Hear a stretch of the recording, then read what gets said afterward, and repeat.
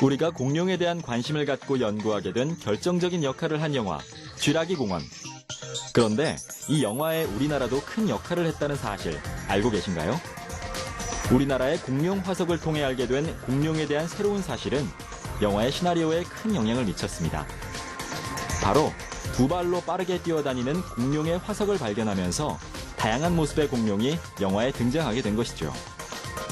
그럼 영화 쥐라기 공원에서처럼 현실에서도 공룡 복제가 가능할까요? 공룡 복제에 대한 아이디어는 모기에서 시작되는데요. 공룡의 피를 빨아먹은 모기로부터 공룡의 DNA를 추출해내는 방법이죠. 그럼 이런 아이디어가 과연 현실에서도 적용돼 우리가 다시 공룡을 만날 수 있을지 오늘 과학 미래를 열다에서 확인하시기 바랍니다.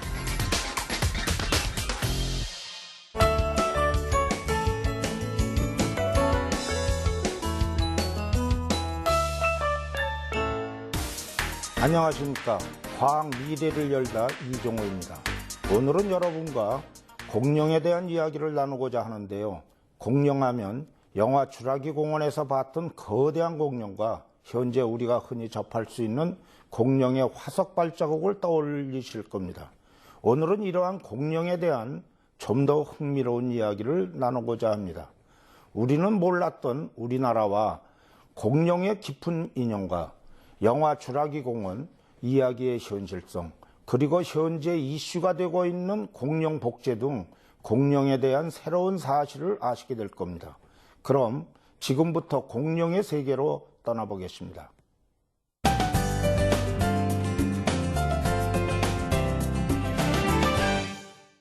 공룡은 무려 1억 6,500만 년이나 되는 장기간 전 세계에 걸쳐 분포했는데요. 우리나라는 그 규모가 그리 크지 않음에도 공룡이 매우 많았습니다. 한반도 남해안 지역의 거의 모든 곳에서 공룡의 발자국이 발견되죠. 우리나라는 세계 3대 공룡 발자국 화석 지역의 하나로 꼽히는데요. 따라서 공룡 천국으로도 불리기도 합니다. 특히 경남 고성과 진주, 경북 의성을 비롯한 경상도 일대와 전남, 해남 등지에서 공룡 발자국이 집중적으로 발견되는데요. 이는 이 지역들이 두꺼운 퇴적암 지층으로 이루어져 있기 때문입니다. 중생대 백악기, 즉 지금으로부터 약 1억 년 전부터 8천만 년 전 사이 얕은 호수에서 형성된 지층인 것이죠. 우리나라에서는 공룡의 발자국은 많이 발견되는 반면 완전한 형태의 공룡뼈 화석은 발견되지 않고 있는데요. 그 이유로는 여러 가지가 있습니다. 먼저 우리나라는 화석의 퇴적 과정에서 물에 휩쓸려 이동하는 일이 자주 있었기 때문이죠. 따라서 공룡의 뼈 화석이 보존되는 것이 쉽지 않았던 것입니다. 또한 공룡 생존 당시 한반도는 온난다습하고 안정되어 살기 좋은 장소였는데요. 생물이 살기 좋은 장소는 죽어서 그 시체가 보존되기에는 어려운 것입니다.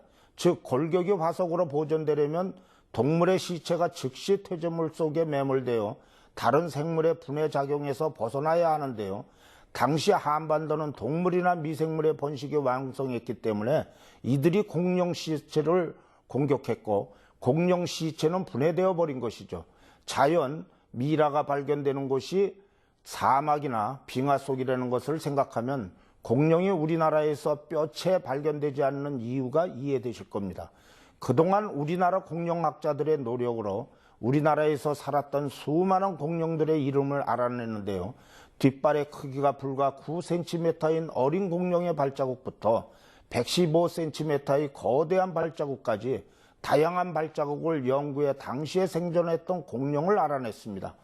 디플로도쿠스, 브라키오사우루스, 아파토사우루스, 카마라사우루스, 마멘키사우루스, 하드로사우루스, 이구아노동 계통의 공룡 등 10여 종이 우리나라를 활보했던 것으로 예상하고 있습니다. 특히 목이 긴 초식공룡 브라키오사우루스류가 우리나라에서도 살았다는 것은 많은 공룡 애호가들을 들뜨게 한 소식이었죠. 브라키오사우루스는 영화 쥐라기 공원에서 주인공이 올라가 있던 나무의 풀을 먹던 바로 그 공룡입니다. 길이가 23에서 30m, 높이 12m, 무게는 30에서 80톤 정도나 되는 거대한 공룡이죠. 또한 우리나라 공룡 유산 중에서 흥미 있는 것은 바로 수각류의 흔적인데요. 수강류는 두 발로 달리며 중생대의 육지를 지배했던 힘있는 포식자로 알려져 있습니다. 수강류 가운데 잘 알려진 공룡은 벨로키랍토르와 데이노니쿠스인데요. 이들은 영화 쥬라기 공원에서 랩터라는 포악한 약탈자로 등장했죠. 북한에서도 평안북도와 경북 의성에서 온전한 공룡뼈 화석을 발견했는데요. 공룡의 대퇴골을 포함해 뼈 5개가 출토되었고 묻혀있는 뼈도 확인됐습니다. 지금까지 우리나라가 공룡 천국으로 불리게 된 이유에 대해서 알아봤는데요. 공룡은 우리나라와 특별한 인연을 맺고 있는 아주 가까운 동물입니다. 전 세계 대중이 공룡에 대해 관심을 갖게 된 것은 영화 쥬라기 공원의 역할이 컸는데요. 그럼 지금부터 쥬라기 공원의 이야기가 실제 현실에서도 가능한지 자세히 알아보겠습니다.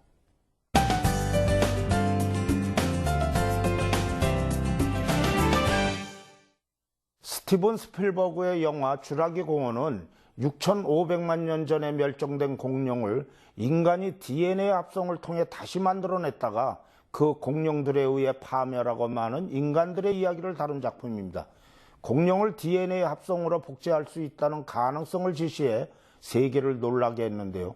그런데 여러분, 이 영화에 우리나라도 큰 역할을 했다는 것을 알고 계신가요? 영화를 보면 오리주둥어리 공룡이 두 발로 뛰는 장면이 나오는데요. 이 장면은 우리나라에서 발견된 공룡의 화석 발자국에 큰 목을 했습니다. 과거에는 공룡이 아주 천천히 네 발로 걷는다고 생각했는데요. 우리나라에서 발견된 수많은 공룡 발자국을 통해 두 발로 뛰는 공룡이 존재함을 알게 된 것이죠. 특히 오리주둥어리 공룡 화석이 발견된 우리나라의 주요 현장은 고성 동명리와 해남 우왕리였는데요. 이 화석들을 보면 당연히 있어야 할 공룡 꼬리의 흔적이 발견되지 않았습니다. 이는 공룡이 꼬리를 질질 끌며 천천히 이동한 것이 아니라 꼬리를 수평으로 들고 뛰었음을 보여준 것이죠.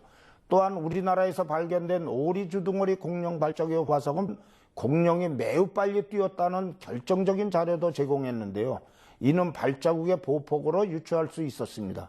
쥬라기 공원의 촬영이 상당 부분 진행됐을 때 스필버그는 한국에서 발견된 공룡 발자국을 통해 어떤 공룡들은 매우 빠른 속도로 뛰었다는 사실을 알게 되었는데요. 그는 이 사실에 충격을 받고 곧바로 영화의 시나리오를 바꿔 공룡이 뛰는 새로운 장면을 삽입했다고 합니다. 영화 쥬라기 공원에서의 제작에 우리나라가 한몫한 것이죠. 그럼 이번에는 정말 영화 쥬라기 공원처럼 공룡의 복제가 가능한지 알아보겠습니다. 쥬라기 공원에서 선보인 공룡 복제 아이디어는 매우 단순한데요. 이 아이디어는 모기에서부터 시작됩니다. 공룡이 서식하던 시절에도 모기가 있었고 모기는 그때에도 여전히 동물의 피를 빨아먹으면서 살았는데요. 그런데 공룡의 피를 빤 모기가 나뭇가지에 앉아서 한가라의 휴식을 취하다가 나뭇가지를 타고 흘러내리는 점액질 수액에 포획됩니다. 시간이 지나 이 수액은 굳어져 호박이 되고 그 속에서 모기는 오랜 세월 동안 온전히 보존되는 거죠. 그리고 이 모기의 피에서 공룡의 DNA를 추출해 공룡 복제에 성공한 것이 바로 영화의 줄거리입니다. 영화가 흥행에 성공하면서 정말 공룡의 복제가 가능한지에 대해 많은 사람들이 관심을 갖게 됩니다. 그럼 현실적으로 이 아이디어를 분석해 볼까요? 우선 호박 속 곤충의 피에서 생물의 DNA를 분리한다는 착상은 매우 현실적입니다.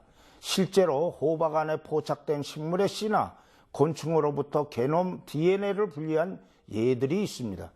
호박은 탄수화물 고분자로서 DNA가 손상되는 것을 막아주기 때문인데요. 1993년 라울 카노 박사는 1억 3,500만 년 전에 살았다고 추정되는 곤충으로부터 바구미, 즉 쌀, 보리 등의 저장 곡물을 먹는 해충의 유전 정보를 가진 게놈 DNA를 분리해내는 데 성공하기도 했습니다. 하지만 호박 속에 갇혀있는 흡혈곤충의 내장에 공룡 피가 섞여 있더라도 그 피가 단 하나의 공룡의 피라고 단정하기는 힘든데요. 여러 공룡의 피가 섞여 있을 수 있기 때문에 공룡에 대한 DNA 정보를 하나하나 분리해야 합니다. 한마디로 각각의 피를 정확히 검사해야 하죠. 그리고 이 정확한 분석이 이루어지면 그 다음엔 그것을 복제하는 문제가 남는데요. 아무리 적은 양의 피라도 복제하는 데에는 문제가 되지 않습니다. DNA 분석으로 진가를 발휘하고 있는 노벨상 수상자 캐리 멀리스 박사의 PCR, 즉 중합효소 연쇄 반응 기법이 있기 때문이죠. PCR 기법은 특정 부위의 DNA를 복제할 수 있는 획기적인 방법인데요. 제공된 시료를 20회 반복하여 복제하면 약 100만 배까지 늘릴 수 있습니다. 더욱 놀라운 것은 이때 걸리는 시간이 겨우 3시간 정도라는 것인데요. 어떠한 사건의 용의자를 조사할 때 침처럼 아주 적은 양의 DNA를 복제해 범인 여부를 확인하는 데에도 사용되고 있습니다. 따라서 이를 분자복사기라 부르기도 하죠. 하지만 그 다음 단계에서 문제가 발생하는데요. 만약 PCR을 이용해 공룡의 DNA를 복제한다고 해도 이 DNA로만 공룡을 다시 탄생시킬 수는 없다는 점입니다. DNA가 생물을 직접 만드는 것이 아니기 때문이죠. 즉 공룡의 DNA만 있으면 공룡을 복제할 수 있다는 생각하는 것은 착각에 불과합니다. 공룡을 이루는 형태는 간단하게 하나의 청사진으로만 구체화되어 있는 것이 아니라 모든 DNA 유전자들이 복합적으로 작용하여 형성되는 것이죠. DNA는 스스로 발생을 시작할 수 없는데요. 만약 이것이 가능하려면 DNA를 판독하고 그에 따라 작동하는 도구가 순조롭게 작동할 수 있어야 합니다. 이러한 도구들은 세포액을 둘러싸고 있는 아래의에서 제공되는데요. 거의 모든 동물은 암컷의 난소 속에서 알세포가 만들어지면서 탄생합니다. 따라서 공룡의 DNA라는 비디오 테이프를 재생하기 위해서는 규격에 맞는 테이프 재생기, 즉 같은 종의 공룡알이 필요합니다. 테이프에 맞는 재생기가 없다면 비디오를 볼 수 없겠죠. 또한 공룡 복제가 어려운 또 하나의 이유가 있는데요.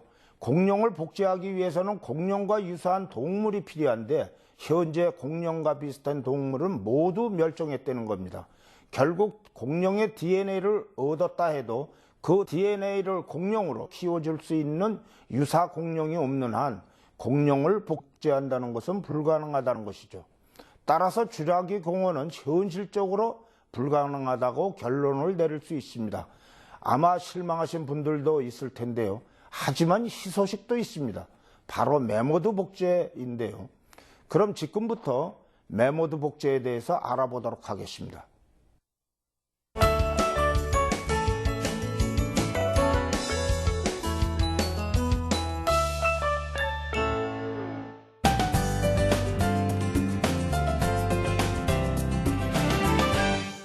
약 480만 년 전부터 대체로 1만 년 전까지 존재했던 포유류이며 코끼리의 사촌이라고도 불리는 메모드는 최종 빙하기에도 지구상에 살다가 약 1만 년 전에 거의 멸종했다고 알려져 있는데요.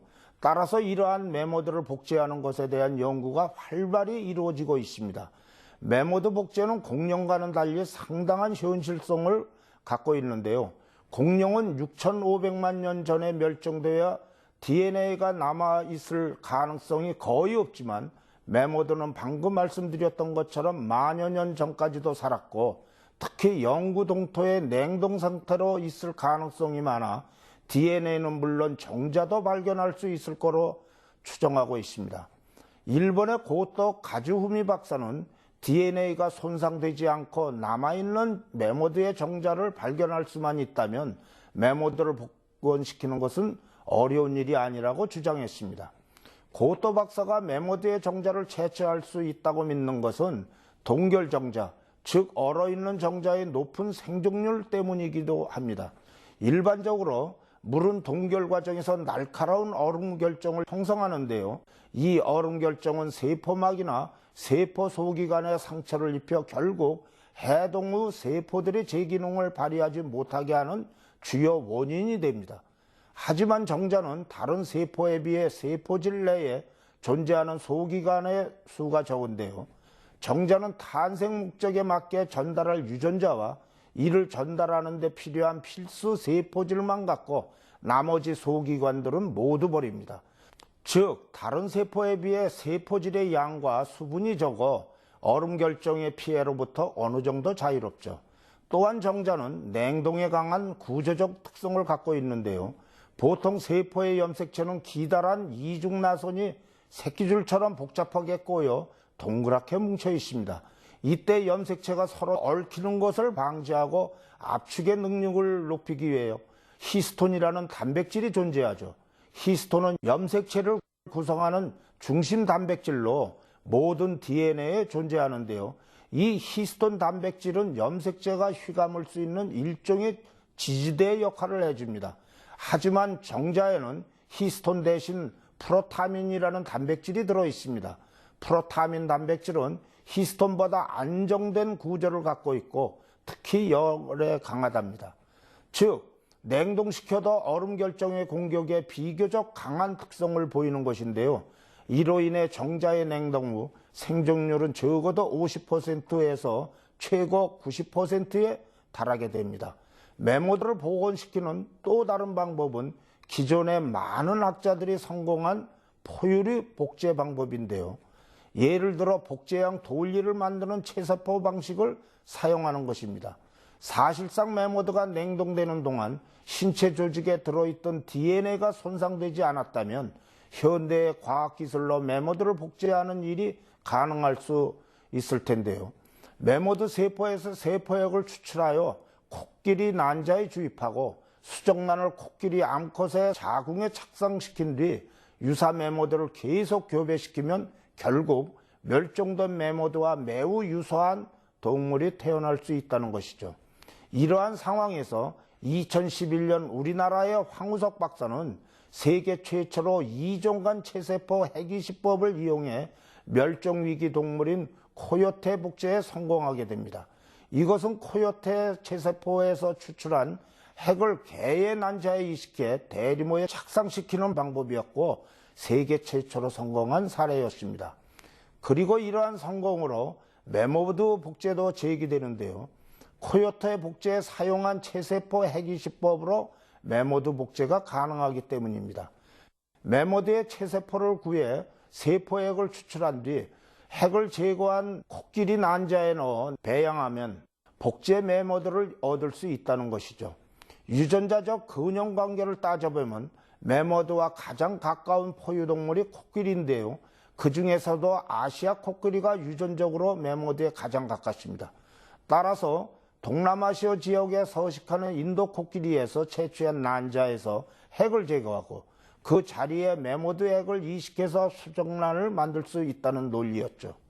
하지만 안타깝게도 자연 상태에서 코끼리 난자를 구하는 건 매우 어려운 일입니다. 코끼리의 배란 주기는 4주이고 임신 기간은 평균 22개월입니다.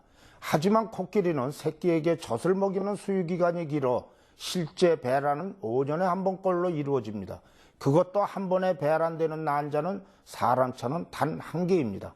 한마디로 코끼리 한 마리가 제공할 수 있는 난자는 5년에 한 개라는 뜻이죠. 또한 3m가 넘는 코끼리의 몸속 깊은 곳에서 난자를 채취하는 일, 수정란을 코끼리의 자궁에 착상시키는 일 또한 쉽지는 않습니다. 그럼에도 불구하고 위에서 살펴본 것처럼 메모드 복제는 공룡 복제와는 달리 성공할 가능성이 매우 높습니다. 그리고 2013년 황우석 박사팀이 러시아의 암컷 메모드 시체에서 혈액을 발견하는 데 성공했고 적혈구를 발견하기까지 했다고 하는데요. 아직 메모드 복제를 가능하게 해줄 건전한 DNA가 발견될 수 있을지는 의문이지만 언젠가는 멸종된 메모드가 실제로 다시 태어나 우리들 앞에 나타날 그날을 기다리며 복제 연구가 활발히 이루어지기를 기대해 봅니다.